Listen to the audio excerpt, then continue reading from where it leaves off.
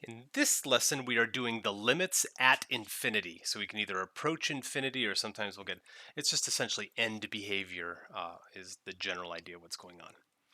So in problem one, it says that we know the attitude or the behavior of some function f as you approach negative infinity is 5. So some kind of horizontal asymptote to the left of 5. And g has a horizontal asymptote to the left of negative 4.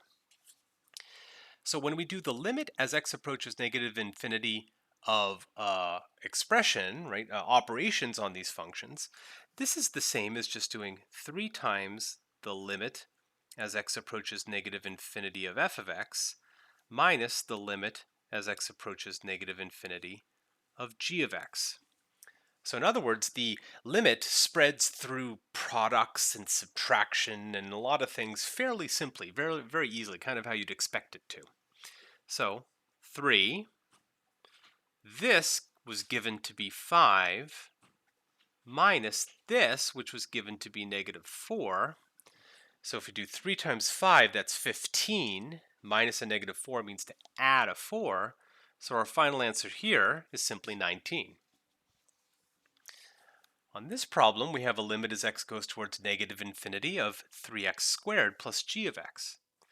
So this would be the limit as x goes towards a negative infinity of 3x squared plus the limit as x goes towards negative infinity of g of x. Okay, of course, 3x squared is a parabola. It's a concave up or happy parabola. So as you go towards negative infinity, the behavior here is going to be infinite. It's going to get infinitely large. And this value is negative 4. If you take something that's infinitely large and subtract 4, that's still infinitely large. So this limit is going to be positive infinity. Part C, as x approaches negative infinity, it's going to go through inside of this cube root, and so we just really have to figure out what's happening to the f and what's happening to the g. So this answer would become a cube root of whatever the limit as x goes towards negative infinity of f is, which is 5, multiplied by whatever the output is, or whatever the limit is, of the g of x, which is negative 4. So this answer is a cube root of negative 20, or since it's a cube root, we can pull it out in front and say that's a negative cube root of 20. Finally, over here, we have a limit as x goes towards negative infinity of the f of x. And then over here, we have the, plus sign, limit as x approaches negative infinity of the g of x over 2, the limit as x approaches negative infinity of the 2x. Okay, first things first, this one here is 5. We got that one. Plus, this one, as x approaches negative infinity, the numerator here is going to be a negative 4. And then on the bottom, we have 2 times x, and as x is approaching negative infinity, that's going to become negative infinity. What happens when you take a number that's finite, like 4, and divide it by something that's gigantic? Well, that unambiguously gets very, very close to 0. So here we're going to get a 5 plus a 0, which is equal to 5. So the final answer to this problem is 5. And that's an important lesson as you go towards infinity. If the bottom dominates the top, then you're going towards 0. Think of our horizontal asymptotes with rational functions. Okay, so now let's do these sets of limits. 2x cubed is a positive cubic. So I know in general, looks something like this. So as x approaches infinity, this graph flies off towards infinity. That's our answer. Limit as x approaches negative infinity. As x approaches negative infinity, here you're going to be doing 3 minus a negative huge number.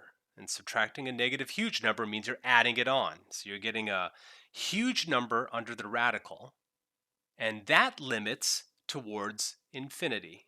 The square root of a large positive number is going to be very, very large, in this case without bound.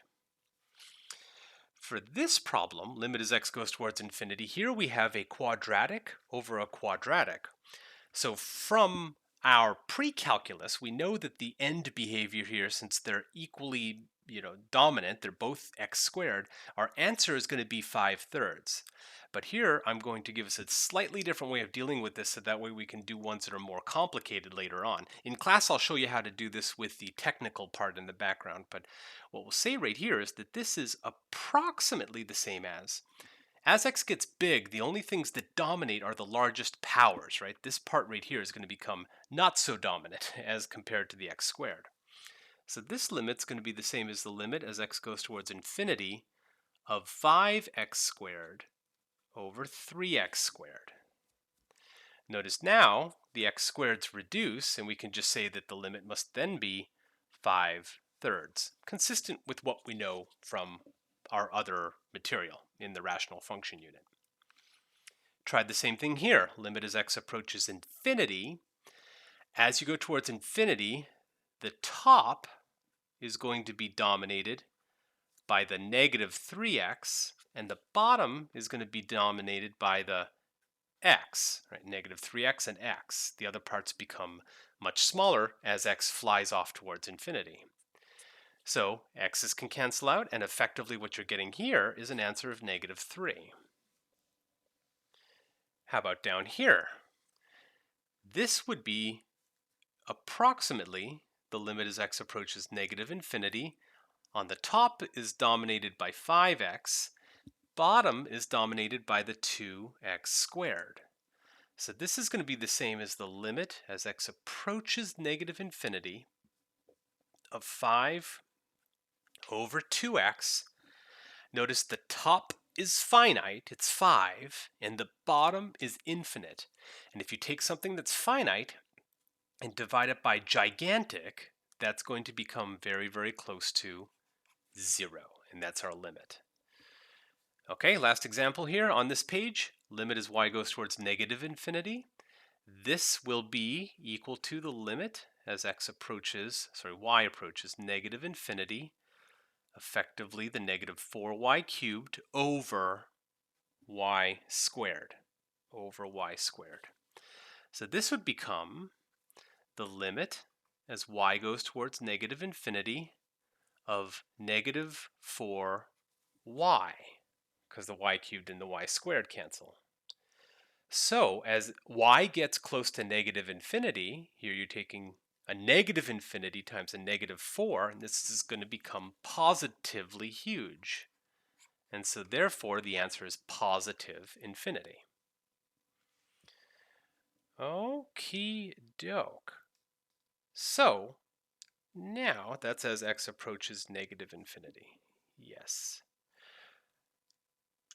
Okay, so now let's go to the second page. So in the second page, we have the limit as x approaches negative infinity of this expression. This is similar to the limit as x approaches negative infinity of dominant over dominant, 5x cubed over 9x cubed. Nice cancellation, 5/9. How about over here with the cube root?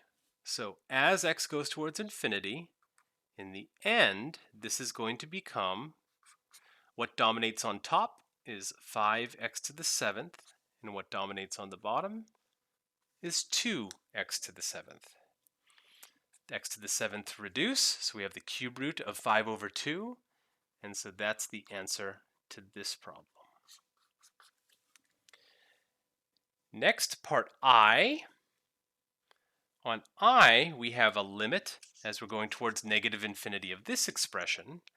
So in limit, this is going to be limit as x goes towards negative infinity of radical 15x squared over x. Right? Those are the dominant pieces from the top and the bottom, which is going to be equal to the limit as x approaches negative infinity of radical 15 The square root of x squared is absolute value of x, and then on the bottom is x. So the absolute value of x over x, this part right here is either 1 or -1. It depends on whether you are using the positive infinity or the negative infinity, whether you're larger than 0 or if you're less than 0. So the way I like to analyze these is similar to how we did some of our limits in the last unit, is that as x goes towards negative infinity, notice the bottom is going to be negative, and the top, since it's a square root, is going to be positive. The principal square root is always positive.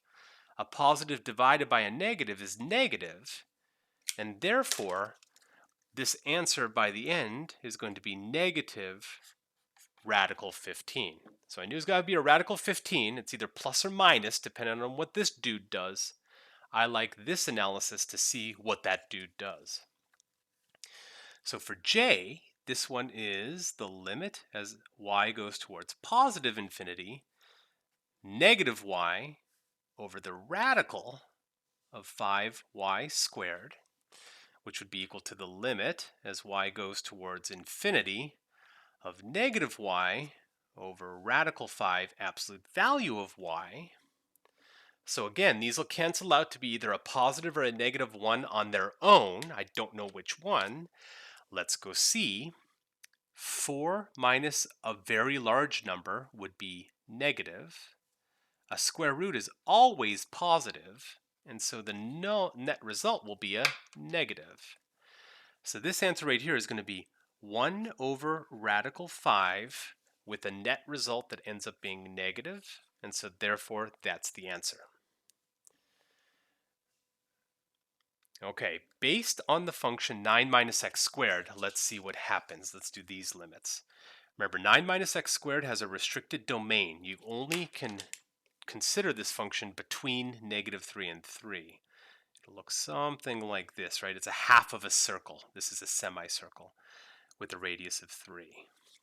So the graph is going to help me out a lot here, because now I can say, as you approach -3 from the left-hand side, there is no function.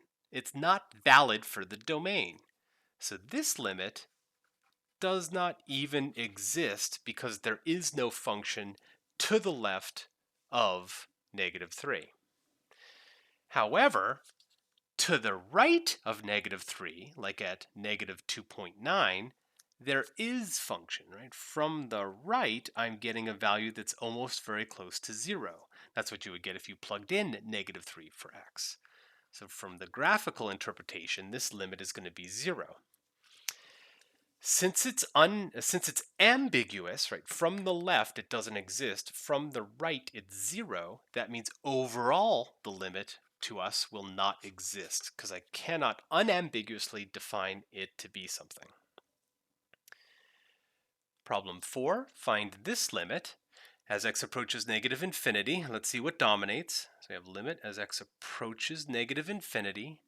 In the top, we're getting a radical of a 6x to the 4th. That's the dominant piece. And on the bottom, we're just getting an x squared. That's equal to the limit as x approaches -infinity of radical 6, absolute value of x squared over x squared.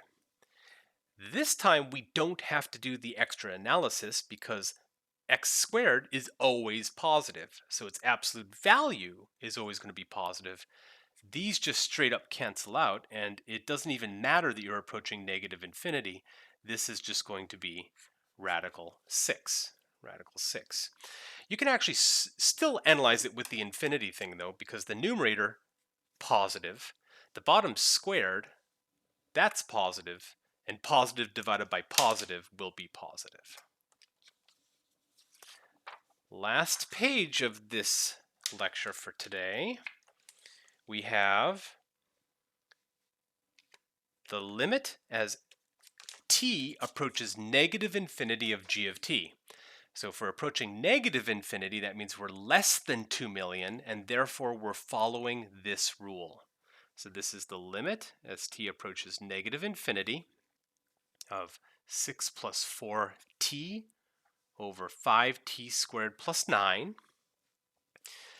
What's dominating? This is the limit as t approaches negative infinity. 4t over 5t squared. What do we get with simplification? Limit as t approaches negative infinity of 4 over 5t. And notice the top is constant, it's 4, and the bottom is getting large. Well, negative large, but large. 4 divided by infinity is 0, or 4 divided by a large number limits towards 0. And as t approaches positive infinity, here we would be doing a limit as t approaches infinity, rad 49t squared minus 500 over 7 minus t, which would be the limit as t approaches infinity of radical 49t squared over negative t, which would be the limit as t approaches infinity of 7 absolute value of t over negative t. And therefore, the answer is going to be a 7. We just got to figure out if it's positive or negative. So as t goes towards positive infinity, the numerator is a radical, so that's positive. The denominator would be 7 minus a large number, that's negative. And so the net result would be a negative solution. So our final answer here is negative 7. Finally, let's do a fancy substitution problem. Limit as x goes towards negative infinity and positive infinity are provided, but here we're doing some kind of argument that's not just an x, it's 1 over x.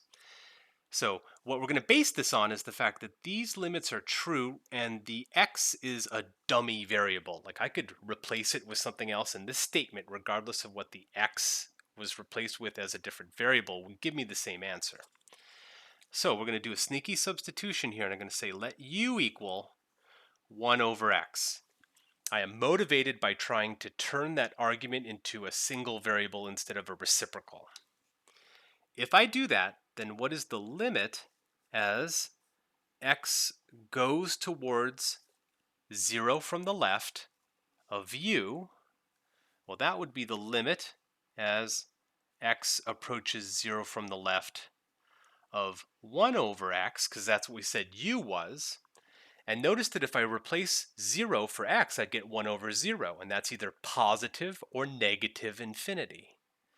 Since the numerator is positive, and we're approaching 0 from the left, which means we're slightly negative, that means that this is going to become negative infinity.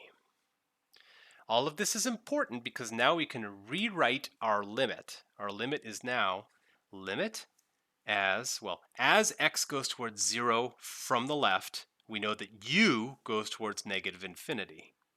So this would mean that u is going towards negative infinity. K of 1 over x, but 1 over x is u. And therefore our substitution allows us to say, well, limit as u goes towards negative infinity of ku is 0. So very similarly, we're going to do that on this function over here too, or in this limit. We have x approaching 0 plus. So let u equal the cosecant of x. Then, if you took a limit as x goes to 0 plus of u, this would be the limit as x approaches 0 plus of cosecant of x. And I remember that sine looks like this, and therefore the cosecant looks like this. So as I approach 0 plus 0 from the right, the cosecant flies off towards positive infinity. This now allows us to rewrite our limit. We have the limit as x approaches 0 plus of k cosecant of x, which would be the same as the limit as x approaches 0 plus, u flies towards infinity. This is u going towards infinity. K of cosecant of x, where cosecant of x is u. Limit as u goes to infinity of ku is positive infinity, and so therefore that's our final answer here.